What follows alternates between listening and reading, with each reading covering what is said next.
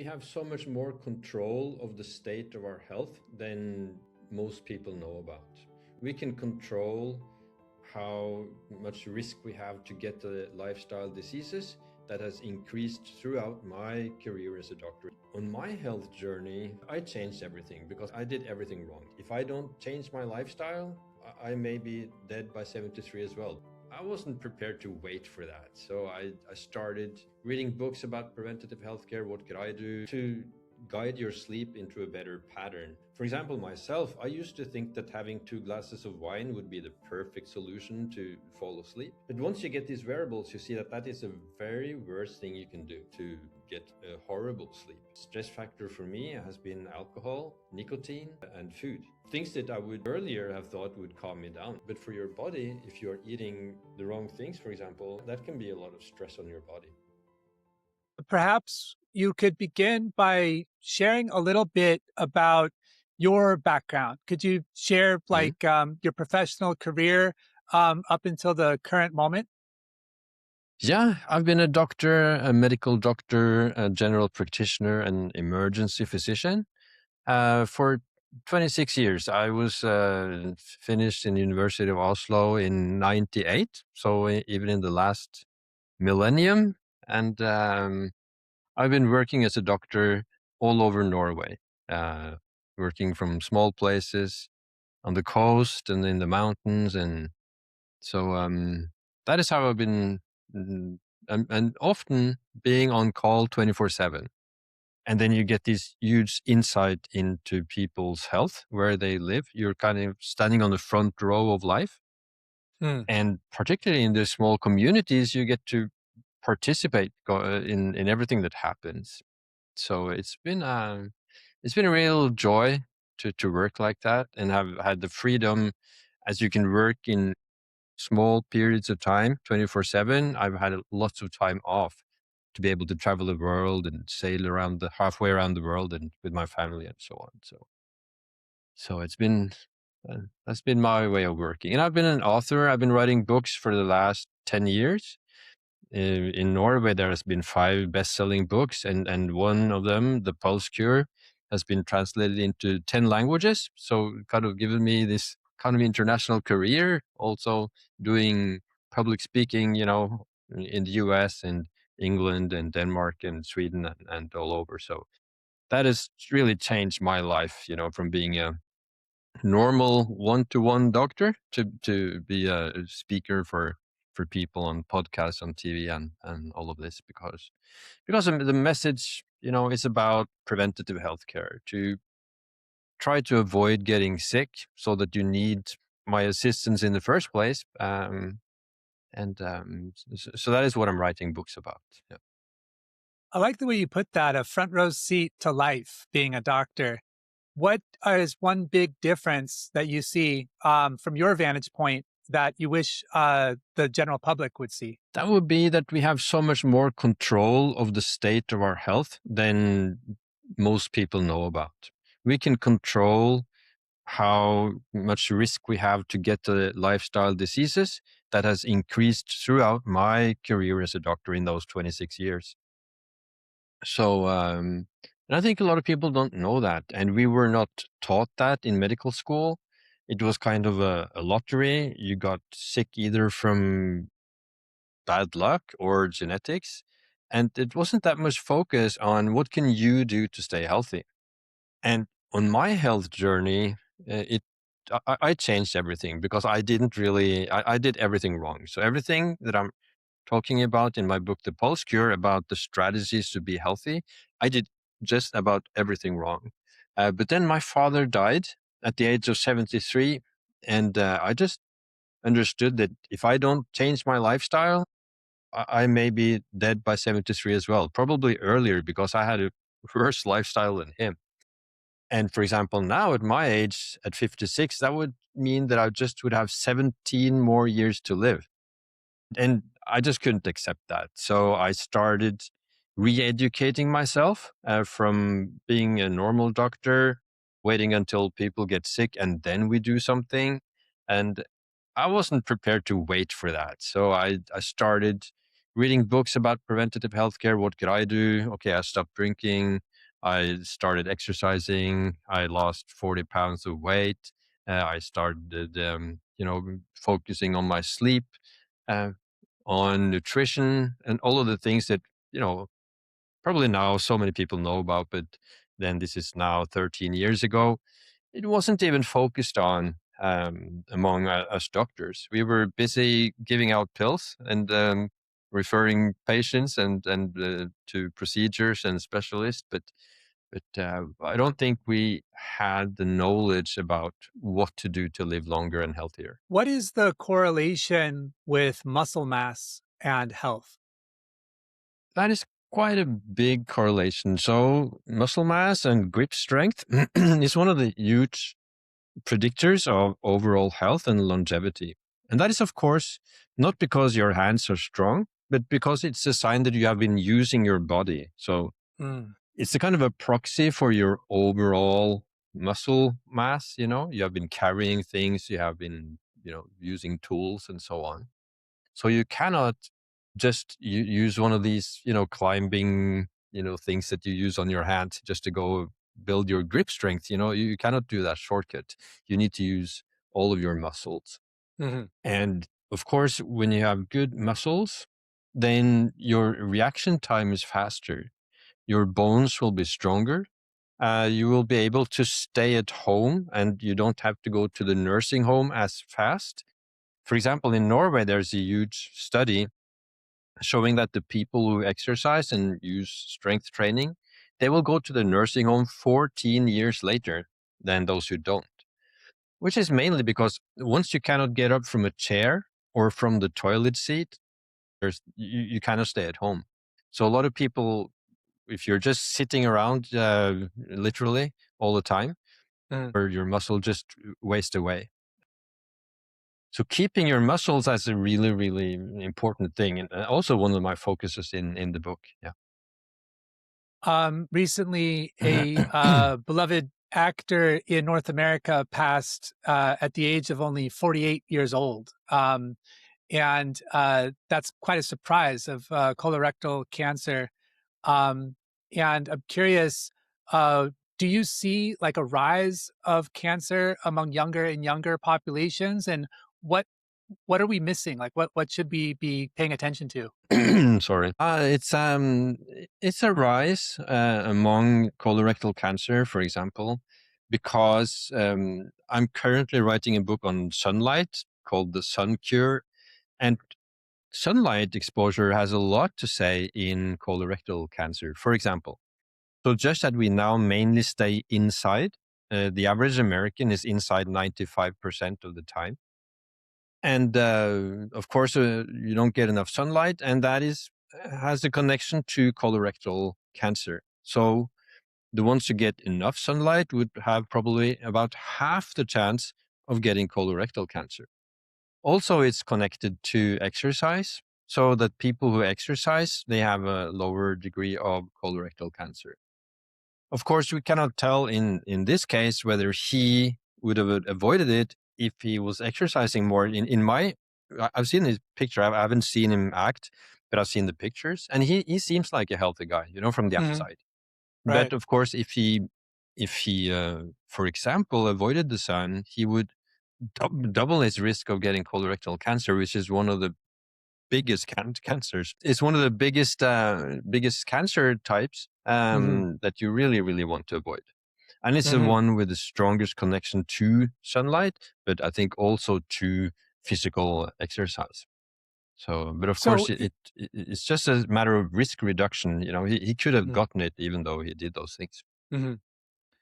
Yeah, it's interesting. It seems to be a kind of insidious type of cancer that affects younger populations and people that on the outside seem healthy. Audrey Hepburn, for example, um, and so it sounds like the kind of first thing you could do is exercise is probably the most Mm, important. Get some sunlight. Um, mm, how what are some non-negotiables that people should work into their day, busy as we are, that can help help us be healthy? mm. They should make sure that they sleep well.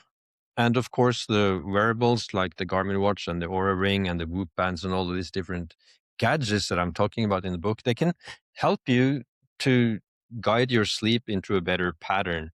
For example, myself, I used to think that having 2 glasses of wine would be the perfect solution to fall asleep. But once you get these wearables, you see that that is a very worst thing you can do to get a horrible sleep. And so late night meals, for example, can disturb your sleep. So having these kind of measurements to be able to have some numbers into your sleep is just so useful, because you're asleep, of course. You don't really know what's happening. And what these trackers do is that they follow the heart rate. And as a doctor, the most important thing that I look for in the state of a patient is the heart rate. And of course, a measurement called the heart rate variability is an even more sensitive measure, biometric, of the state of the body that these wearables can track. And when you see that you have a better heart rate variability, meaning your body is recovering better during the night, you have more power the next day to do whatever you want, to do your job, to be present for your family and so on. So it really starts, sorry again, it really starts with sleep and improving the sleep. Then, of course, getting not as much exercise as you can, but exercise enough. Doing some squats, some push-ups, some running on the spot, having a skipping rope or whatever, doing some kind of exercise during the day. So the research shows that it's surprisingly little that you need to get from zero to something. And that is the biggest gap in health outcomes, that you do something, that you are active to some degree. And also to make sure that you try to stay away from ultra processed food, to try to eat as much real food that our great grandmothers would recognize as food. Hmm. Yeah. That would be important. And of course, also getting into the sunlight, even though it would be overcast, even though it would be winter. Getting outside in your lunch break or on the way to your job is really important. So I think that would be the main things that I focus Hmm. on, but also having some kind of strategy to calm yourself down. Of course, if you have a stressful job, if you don't have a stressful job, you may need to exercise more. But so many people have stressful jobs and they would need some strategy like breathwork or using cold therapy or something to cool down, to calm down, literally. Hmm. Well, that's an area that I've heard wearables can perhaps help when your stress. And these days, it seems like there's more uncertainty and perhaps more stress um, in general. And in terms of like negotiation or navigating conflict in a healthy way, um, what you mentioned breath work. What can people do to monitor their emotional state, which as upstream of their physical state, or perhaps Hmm. it's recursive? Yeah, they will be able to see the stress measured in the heart rate. So it depends on the wearable that you have. For example, my Garmin watch, I would see the stress level in the moment. I would see that my stress level now is like 47, partly because I somehow woke up a little bit sick this morning for some stomach thing, that my heart rate reveals to me that my sleep has not been as restorative that I expected during the night, giving a sign that okay, there's something happening here when it comes to the sleep. I'm curious if the wearables can help us kind of behave in a better way for us and a better way for our communities. Yeah, exactly. And one thing that I did then when I saw that my heart rate was a bit higher was that I didn't do the run on the beach that I planned to. And as the day has gone, I'm happy that I did that, because that would be quite an overstrain then today for me. But on a normal day, if I was in a meeting, for example, or in some conflict, and I could see that my heart rate reveals that I'm stressed, okay, then I can do some breath work. And that is mainly just to breathe slower, to slow down your breath to maybe 6 breaths a minute, which it would be somewhere around half the normal breaths that you take, which is a strong physiological message to your nervous system that it's calm. So you're kind of tricking your nervous system to believe it's calm outside, even though you may be in a stressful situation. Which is why, of course, the American military and police and so on, they will be educated in how to use your breathwork to keep your calm in combat, for example. Hmm. So, and that is what everybody can use in their normal office job. If you have a stressful meeting or a colleague, you can breathe slowly. And the good thing about it is that it's invisible. Nobody will see that you do that or pay attention to it. So, and of course, the breath is always with you. It's always where you are. It's free. It's easy accessible, but it may take some training to be good at it. For me, when I started, it was, suddenly taking control of something you were used to just happen automatically. It was kind of awkward in the beginning. So it may take some practice. You mentioned earlier that people aren't really talking about how to properly use or leverage wearables. Uh, what what are maybe the first one or two things that people miss when they purchase a wearable? Maybe they purchase one that is not ideal for them. There are some wearables, like for example, just at the moment, I have three. I have the Garmin watch, which is the best and cheapest choice, and I have no affiliations. I would have been a rich guy if I did, because in Norway, this book has sold the equivalent in US numbers of it would have sold like 3 million copies.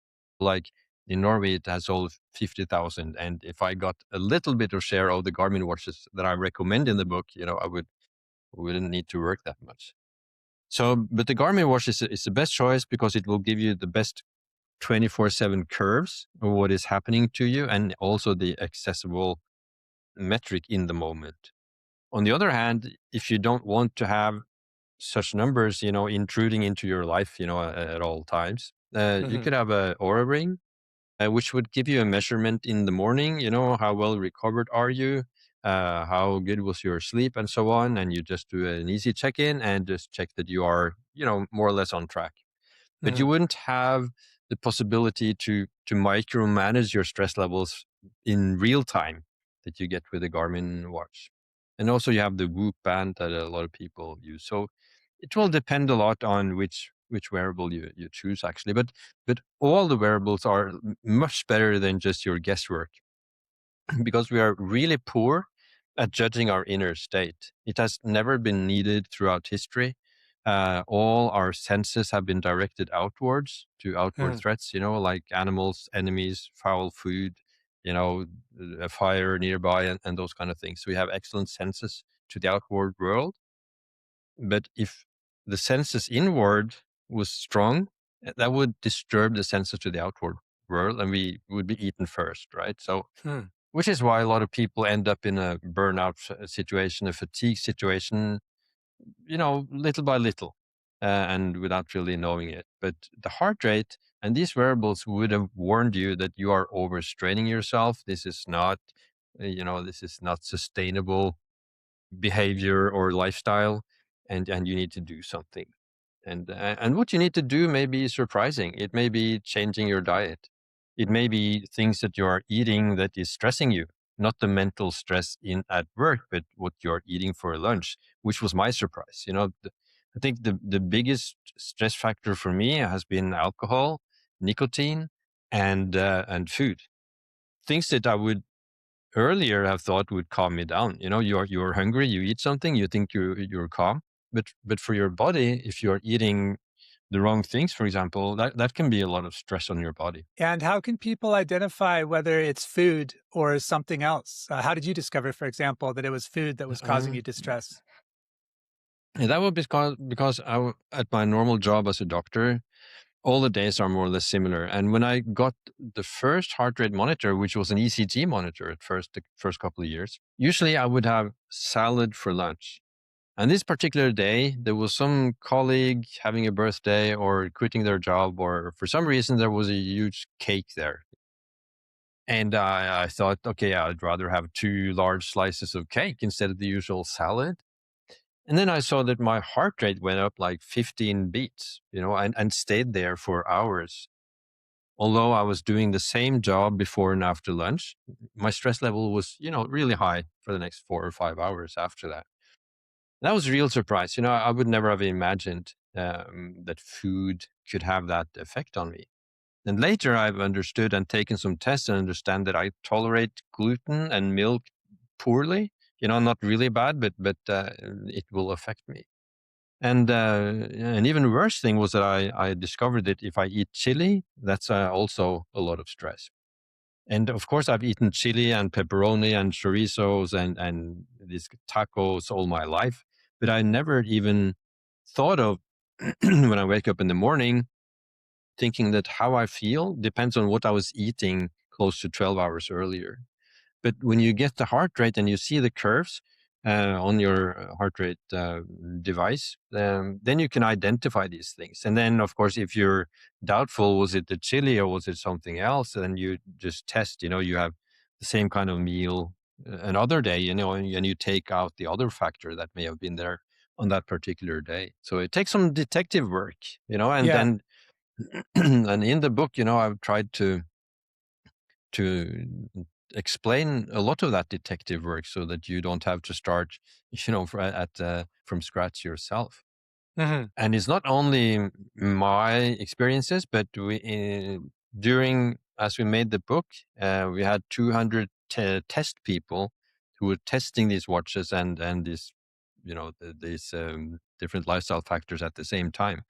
So it's also an insight into how different people react, because what these wearables clearly show is that we're all individuals. We are as different on the inside as we are on the outside. Hmm. And we all respond differently to different factors. We all have different capacities for different things. So, and that's the important thing, because as doctors, we usually relate to, for example, some research showing that the average result of it was some numbers, 10% up or 25% down, but that is just the average. And when you go behind those numbers, you see that the individual results are all over. So that it's important to see how you react to something and not how a completely other irrelevant average reacts to the same thing. What are some changes that people can expect for doing this detective work? You mentioned there's a bit of work, and perhaps they can get a jump start by reading your book or learning from others. But it what you mentioned resonates, that we are all individuals. I mean, we see that, if people were looking for one of us, they could compare externally who's who, and yet we assume that inside we're just identical. And it's, if you optimize for your diet, how does that show up in your life? What do you sleep better? Do you Yeah, perform better? yeah, yeah. So you feel better. You have easier to concentrate. You sleep better. You have more willpower, which is also connected to heart rate variability.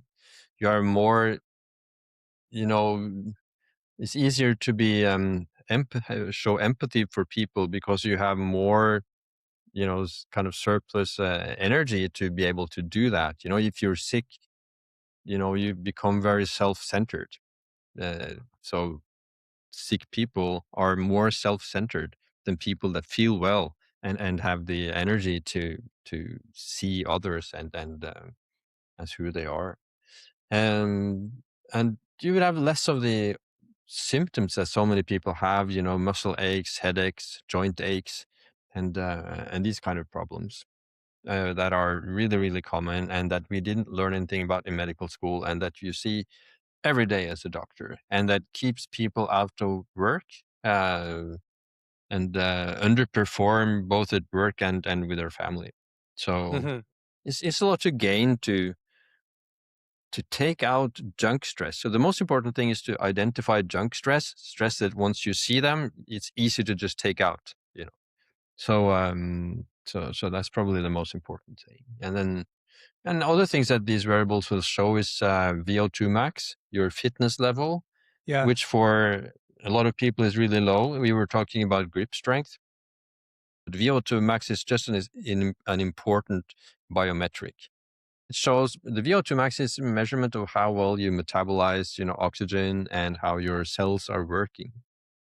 And if they are working poorly, that means that your body is kind of into overdrive, even doing normal things. And once you get your VO2 max better, that's also a really important biometric to show, to predict how long you will live and how your risk is towards getting some kind of disease. In terms of improving VO2 max, I imagine you start with cardio. Is there anything else that you would recommend people do? Yeah, cardio, running, but also I think also strength training would improve it also. So I think for health reasons, the best thing would be to do some cardio, some running or rowing or whatever your sport would be, and then Hmm. also some muscle work. I think that's important to do both.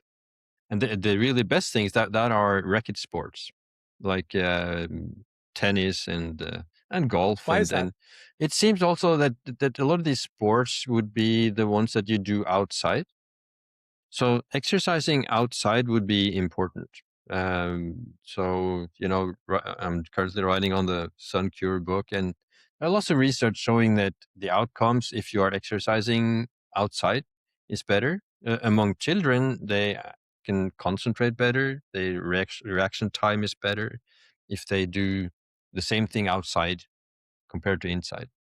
So, and being out in nature. So I started running. I was not normally a runner. I thought it was boring, but seeing the results, and then when you see the results as a doctor, you start seeing the patients who are runners, and you realize that they look healthier than the ones who Mm. are not, Hmm. and that inspired me to start running. And actually, a year ago or so, I was running the New York Marathon. That was a Nice. great experience. I was really slow, but I got through there. Well done. Going back to wearables, I have an Apple Watch. I put it off for a long time because I like the classic look of a mechanical, the art and engineering of an old fashioned watch. And it just seemed that the functionality of Apple Watches or wearable devices like it is too convenient. And I've found it to be very helpful with sleep, like you mentioned, seeing the quality of my sleep, having a discrete alarm that's not like a loud sound that wakes you up, but just a vibration. Um, but I'm curious what I'm missing. Uh, how would you recommend if people have an Apple There Watch is or something for similar? for Apple Watch. There's an app. It's called Athletic. It's the combination between athlete and analytic, which is quite good and is somewhat close to Garmin's system. Okay. So you could try that, and there are also probably other apps that you can use. So Okay. and of course you would get the VO2 max, I think, from Apple also. Right. So problem with Apple, it's just one day of battery time. So and then you have to charge it, whereas the Garmin watches would have 2 or 3 weeks. So Nice. so so I tried Apple Watch as well. So I think it's possible to use that app um, and get some good results from it. I've noticed you mentioned the Whoop uh, band. A lot of people have Mhm. that. What is the Mhm. advantage of that that a smartwatch doesn't provide? Yeah, the advantage of Whoop, I think, is two things. Is one that you have a journal every morning that you put in what you've done, and then through artificial intelligence, Whoop will give you a result of how this particular action affects your stress levels and your recovery rates. And also, it seems to me that Whoop are in the forefront of AI and using it. So I think they're probably really good on that. They will give an estimate of your biological age, for example. That seems quite okay. The Garmin will also do the same. And also Whoop, they have their own podcast, and they get the numbers so that you can, for example, get the information that alcohol is the worst stressor of all. So they are able to tell you that it will take 5 days. If you go out on a Saturday, it will take 5 days until you're back at the same recovery rate as you were before that. So they will show you, and you will get a weekly and monthly report, and it will be easier because you get the kind of a red, green, yellow, and green. So you will see, as a more crude metric maybe of how you're doing. And for most people that would be okay. And if you would like to have a more mechanical watch, for example, as you say, then the Whoop Mm, band would be more anonymous. You would have mhm, it wouldn't look like a watch. You're not checking it all the time. It's just there. Um, and what it measures is exactly the same thing the information that I get when I'm at the ER. So I work a lot at the ER, mm, and the nurses will come to me with the heart rate, the oxygen level, the rate of breath, and the mm, temperature. mhm, And of course, in addition to that, these wearables will also give you the pattern of movement. So, and the most important thing is that you have these biometrics literally in your own hands so that you have control, so that you don't have to wait to get to the doctor and they understand the numbers and just tell you what's happening. You have control yourself. So it's actually a quite big shift in the healthcare business, I would say, from the standard, which is waiting until you get sick and then do something, because after you mm, get sick, you're worth a lot of money, right? And to focusing on what you can do to avoid getting sick in the first place, and that you can have the responsibility after you get sick. You're in the hands of the doctors, but you can avoid that at least as much as you can. You have, as I said in the beginning, you have much more control over your health than most people think, and that most doctors think mm, as well. So it's quite a big change in attitude, mm. towards taking control of yourself. Yeah, well said. It's interesting, the visualization layer, the storytelling layer almost, when you mentioned the bridge between like AI, the physical world, and the mental world, perhaps. Like we know certain things, you shouldn't smoke, you shouldn't drink too much, or you shouldn't eat too many sweets or whatever. But it's hard to live by that without seeing something that resonates. For example, you mentioned a family member passing, or some visual kind of experience that Mm. helps bind the lesson into your action. And so it sounds like, in some sense, maybe Whoop is leading the way in terms of the preventative healthcare approach. Yeah, and it's a race. There's so much money in it. So all these different producers, they will have trying to get ahead. Yeah. And the good thing is that they are trying to get ahead on something that can help you avoid getting sick. So what they do is literally giving you a dashboard, just like you have in your car, a dashboard towards the intensity that you're under, how much physiological energy do you have, and you would have the kind of alarm clock. Like Garmin has this body battery system that is, almost just like in your car.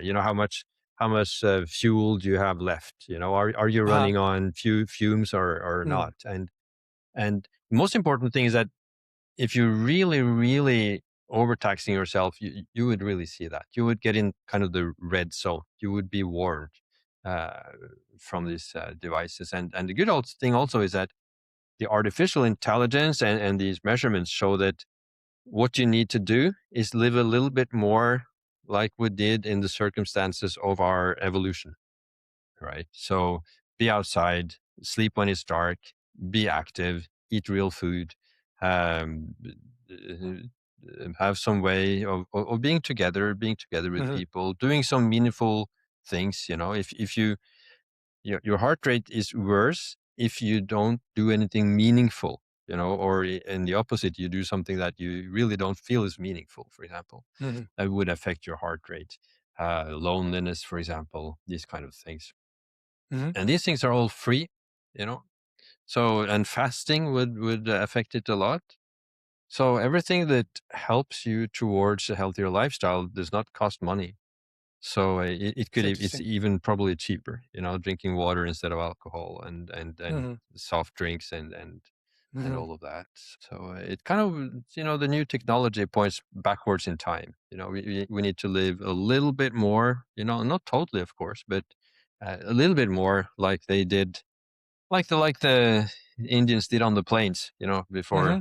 Because they also go back to, there's some research, from the last century, not from the 1800s to the 1900s, that shows that the Indians, I don't remember, maybe you have another name for them now, but is it First Nation or in In Canada, Canada? it's First Nations. First In the Nation, U.S., right? Yeah, it's First similar. Nation. Native Yeah, Americans. Native Americans. Yeah. So the research showed that they had a lot more 90 and 100-year-old people, and they could hardly find cancer, even experienced Western doctors. Interesting. And that was while they were still living quite a lot of their time on the plains. Of course, when you were 90 years old at that time, you were young. In the early 1800s. Hmm. So it really shows that the old kind of lifestyle to do something that looks a little bit more like that would be important. Well, there's also, I mean, I'm going to get out over my skis here a little bit, speaking to a doctor, but I think there's also um, an element of like amputation with our society.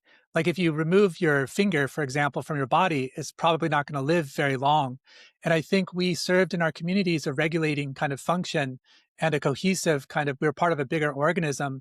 So if you look, your example there with the Native Americans is perhaps surprising and unsurprising, but it reminds me of a similar perhaps study in a community in the south of Japan, in Okinawa, the southern island there, that are some of the longest living people in the current time. And they're trying to figure out like what's the magic here. And some point to diet. They eat this like really healthy seaweed. Some point to community. They're like in their 80s and still playing almost like children, like together and eating lunch and stuff. And you look at, I'm not sure about Norway, but in North America, often we're commuting in our cars separate from people, and working in offices and cubicles perhaps separate from people. So there's a lot of time spent apart. And a lot of the market kind of plays to that. You can have what you want when you want it all by yourself. You don't have to compromise with what I want. And there's an allure to that, but it's kind of like an allure to cake. Like it tastes really good going down, but then, like you mentioned, the recurve, the recovery from that might be longer. So, what would you say in terms of community and us human beings as individuals versus like what I mentioned about group organism? Yeah, so community seems to be maybe the most important thing for our health, just like you mentioned in the blue zone in Okinawa, and which are they find the same things in Sardinia, in Icaria, in Greece, and the other blue zones around the world where they live the longest. And it seems that good relationships and having a good sense of a community is really maybe the most important thing.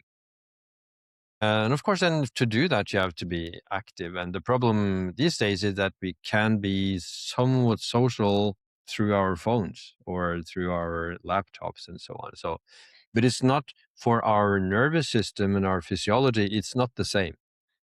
So, and also all these blue zones, they are a lot outside.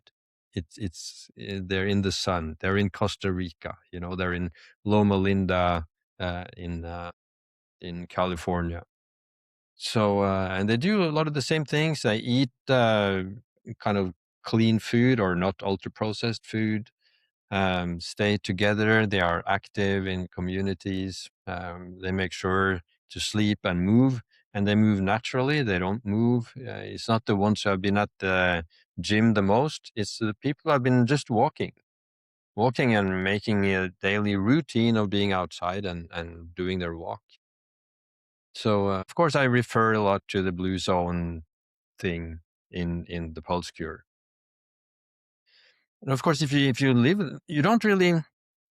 Of course, you don't need the wearables. You don't need to follow your heart rate. You need to only do what they did. And my editor was very particular about that. You would be able to read the pulse cure without using the wearables, but just using the Hmm. experience and what the ones who had used them had found out, and just test that to see if you how you feel. But we're not so well equipped to judge how a certain behavior results in good or bad results. We are really poor at that, really, as humans. So, that's part of the trouble. There's a lot of interest these days in biohacking and in longevity. Um, what what are your thoughts as far as like the human lifespan? Do you think that we can meaningfully extend our life, let's say, past 100 years? And what are the limitations there in terms of our pursuit of immortality? Let's say. Yeah, I really, I want, I would love to be 1,000 years old. I have so many places to see and so many interesting books to read and experiences to have. So I would really hope that they would manage at least to give me 30, 40 extra years. We will see. So far, there has not been any convincing change. The people who live the longest, they have done unspectacular things, just the things we have already mentioned. But I hope that they can manage to hack our system in some way. I think the most promising probably would be to improve our mitochondria. The biggest problem we have is that the things that the mitochondria, the powerhouses of the cell, they do a lot more than that. That's kind of the key, I think, to longevity, to make sure that your mitochondria are performing as well as they can. And everything that we have mentioned so far will improve the function of the mitochondria, which will be shown in the heart rate. So if you have better mitochondria, you're kind of working at an easier speed, so to speak, and you have your immune system has resources to do its job. If your mitochondria are underperforming, then your immune system will not work as well as it should. And of course, over time, our mitochondria deteriorate until we get old and eventually die. Of course, we are programmed to die, unfortunately, and or fortunately, if we weren't, we probably wouldn't even be a species. That it's Mm, how the world works. To mm, to live and die. But we are kind of programmed to become around 92, 93 years old. So if you do kind of everything right, then you have quite good chances, I would say, to reach that age and still have meaningful days. If you do everything wrong, just like I did, you would be lucky to get into your 70s without struggling with some health problems. So, there's actually an American research showing that if you do the things right that I'm talking about in the Pulse Cure, then you live 24 years longer than if you do them wrong, in the exact opposite. So, and that's my clinical observation as well from being a doctor in all these years. So, mhm. I also understand that you are an avid photographer. Could you mhm, talk yeah. about your love of photography? What started that? Yeah, that's almost where it all started because I already when I was 20 years old, which is now 35 years ago, I was traveling around the world and just noticed that photographing was a good way to get in touch with people and to look closer at my surroundings with a camera. And I also, tried to make a career, doing photography. I've been participating on lots of exhibitions. I've been making books, photography books with pictures. I've been teaching workshops all over the world, really, teaching photography in Cuba, in Sri Lanka, Ethiopia, Morocco, France, and Croatia, and many places. Uh, and the first book I wrote was about how to use photography in a therapeutic sense. Because when you are outside, you're hunting for something, you are sharing your pictures, you are aware of your surroundings. You're kind of using your nervous system as it was made, right? You're a hunter gatherer of images, and that kind of satisfies your system. Of course, what I didn't think about then was that, of course, most of the time you would also be outside, so you would get help from the sunlight in itself. That even creates the sunlight that makes it possible to take the pictures in the Mm. first place.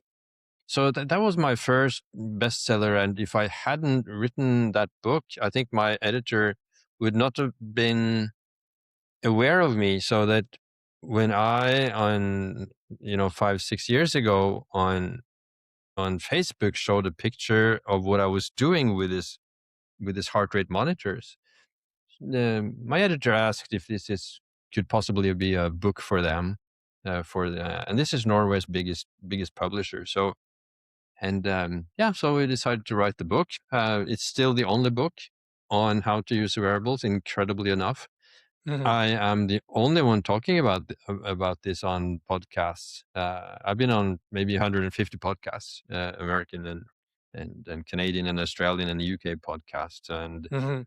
and I always check before I go on the podcast. I always check their episodes, quite far Mm. back, and Mhm. and I don't think I've even seen one other person talking about this subject.